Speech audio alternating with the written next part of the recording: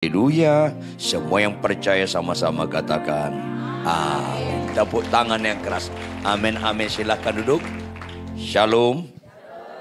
Ini kenapa baju merah-merah ini? Natal atau gongsi? Saudara yang kekasih, lagu-lagu tadi bagus sekali. Tapi tahu nggak Anda ibu-ibu, rata-rata orang menyanyikan lagu itu hanya sampai dimensi emosi. Nyambung nggak sih? Pasti nyambung lah. Orang Anda yang saya maksud. Tanggal berapa sekarang? Bisa nggak kita bohongi Tuhan? Siapa 21 hari ini masih malas baca Alkitab? Itu masalahnya. Mana pernah berbobot Anda berkata sekali Yesus, tetap Yesus, malas baca Alkitab. Itu kan hanya manipulasi emosi. Tolong tersinggung. Berarti belum mati rasa. Siapa yang masih sakit hati sama menantunya? Sekali Yesus tetap Yesus, bohong Anda. Begitu Anda disakiti menantu Anda, Tuhan, aku mau sekali Yesus, tetap Yesus, aku tetap mengasihi dia. Baru berbobot menyanyikan lagu itu. Karena semua khotbah, semua nyanyian harus kesimpulan ketaatan.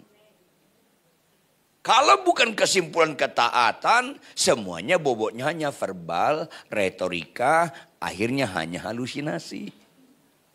Ini penting sekali. Mayoritas khotbah sekarang, mayoritas janjian penyembahan itu nggak kesimpulan ketaatan. Kayaknya menyenangkan hati Tuhan, sedih hati Tuhan. Jadi kalau Anda capek, Anda sakit, Anda konflik dalam rumah tangga, tetap Anda baca Alkitab, itu statement hidup yang berbobot. Anda bisa menyanyikan lagu itu. Anda rasanya sulit mengampuni, tapi Anda mengampuni, itulah sekali Yesus. Selamanya Yesus. Ini penting.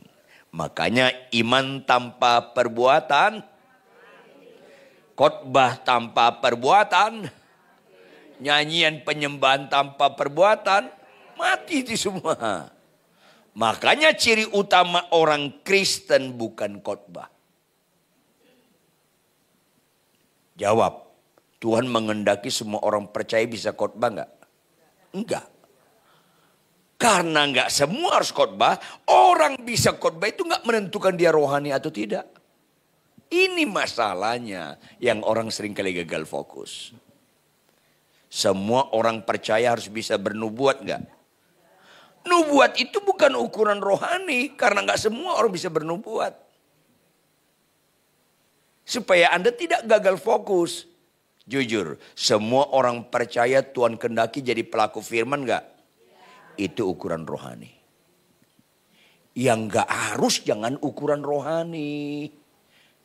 Yang harus itu menentukan. Supaya kita tidak gagal fokus. Malanglah hidup Anda kalau Anda gak ada gairah disiplin baca Alkitab. Malanglah hidup Anda kalau Anda tetap mempertahankan tidak bisa mengampuni. Maafkan saya, kanker gak malang, ayolah. Kristen ini kenapa sih serupa dengan dunia ini? Kalau Anda belum percaya, kanker itu malang, bukan pada kankernya. Tapi kepada kematiannya. Karena kanker bisa mati, dia ke neraka. Bagi orang percaya kanker gak ada masalah. Ada apa Kristen ini? Itu ngelawan wajah Anda. Jawab dengan benar. Anda niat gak hidup selama-lamanya di bumi? Capek loh. Anda niat masuk surga gak? Ya niat matilah. Ada apa Kristen ini? Aku mau ke surga tapi gak mau mati.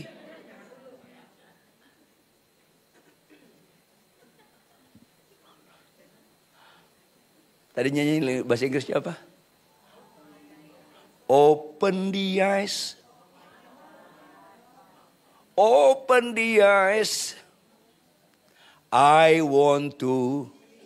Tuhan bilang apa? Bohong. Salah satu efektif melihat Tuhan, naik ke surga lah. Itu bingung lihat Tuhan tuh. Jadi saya sedih ada pendeta berkata, Pak Ridwan saya gak setuju. Kenapa gak setuju? Saya mau kayak Henokh, kayak Elia. Itu gak nilai dalam Alkitab. Ada apa Kristen ini? Kok yang dikagumi dunia masih kau kagumi? Ke surga tanpa kematian itu bukan nilai. Ayolah. Orang kadang-kadang baca Alkitab nggak pada intinya, tapi pada aksesorisnya. Itu seringkali orang nggak ngerti. Saya bilang sama pendeta ini, cukup senior dia. Saya bilang, kamu Kristen nggak? Kok Pak Rito nanya begitu? Iya karena kamu nggak ngerti kayaknya. Ya Kristen dong. Apa arti Kristen? Saya pengen tahu apa arti Kristen. Pengikut Kristus. Ulangi apa? Jawab, Yesus sebelum masuk ke surga, mati dulu nggak? Ya ikut dia lah. Jangan ikut Henokh. Henokh nggak punya surga. Ada apa Kristen ini? Gagal fokus.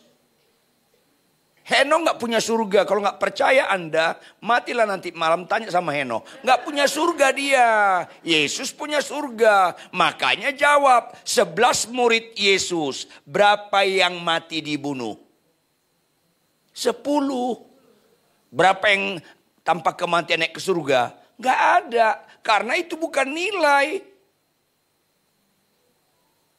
Ini masalahnya. Seringkali orang gagal fokus membaca Alkitab. Semua murid Yesus mati kok. Stefanus dilempari batu mati gak? Mati. Jadi nggak nilai terangkat ke surga tanpa kematian. Itu kan menurut manusia itu kagum. Menurut Tuhan itu biasa-biasa aja. Nggak ada spektakulernya.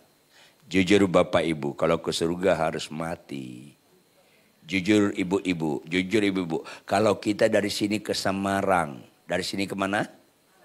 Lebih efektif naik pesawat atau jalan kaki? Cerdas Anda.